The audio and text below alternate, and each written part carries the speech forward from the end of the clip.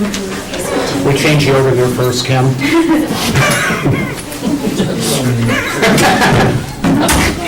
I crack myself up.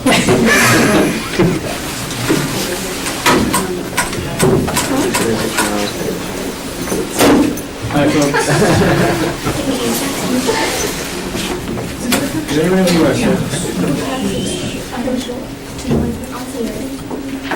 We've introduced you to the Duke and Mr. Cool, a talking horse and a super spy, the father of rock and the king of rock, and the slinky and the hula hoop.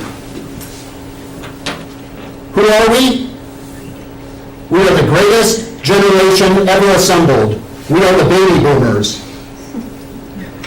Today I'm going to tell you about the legendary baby boomers, the generation that changed the world. First, I will tell you who the baby boomers are and how we got that way.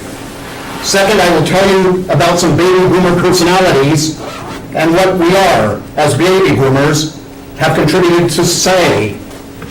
And finally, I will share with you how being a baby boomer has affected my life. In 1945, at the end of World War II, all the soldiers were coming home, and let's just say they were frisky. And in that time period, the birth rates went up astronomically. I mean, they'd been gone at war, came back, and the economy was going great. Through the war, the economy picked up, and they came back and started making families, making babies, as we say. And almost exactly 9 months after World War II ended, the cry of the baby was heard across the land. Historian Landon Jones later described in his 1980 book, Great Expectations, America and the Baby Boom Generation.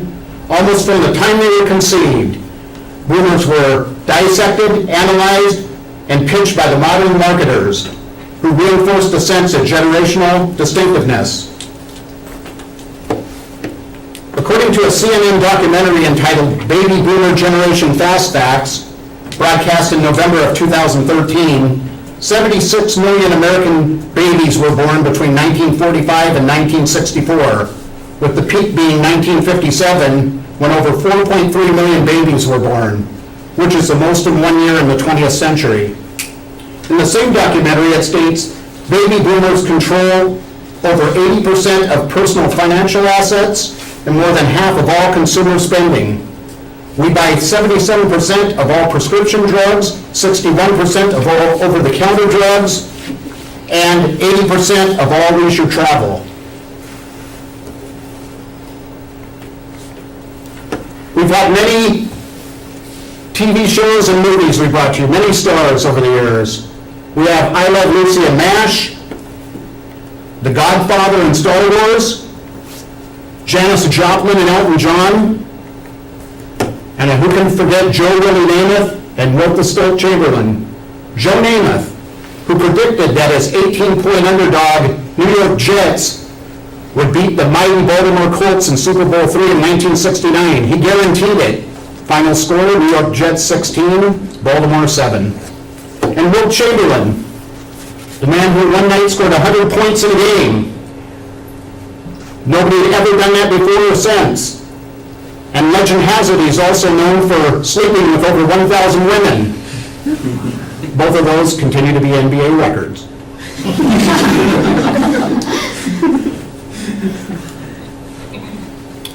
We've had many celebrities in our time that were born in the baby boomer era.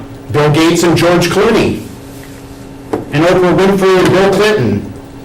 And in a magazine article in Art Magazine accessed on the web March 2014 entitled Boomer Voices, Oprah Winfrey was quoted about what it's like to be a baby boomer. We want to feel like we are giving back to society. We want to feel like we are making a difference, just like we hoped when we were younger.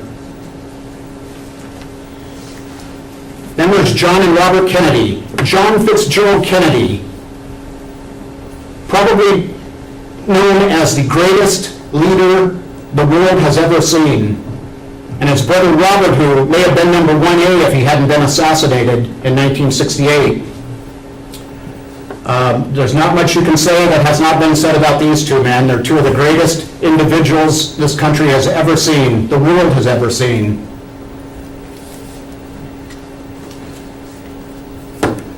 We were also famous for the civil rights movement. And in 1963, there was a march on Washington organized by leaders and members of the civil rights movement. And one of the first artifacts of the movement, collected by the Smithsonian, that button that you see down there, was brought in by an employee who participated in the march. And that march was led by none other than Dr. Martin Luther King Jr. And here's a picture of him at that march. And this is where he did his famous "I Have a Dream" speech. Also the women's movement, and Gloria Steinem, who says, "The truth will set you free, but first it will piss you off."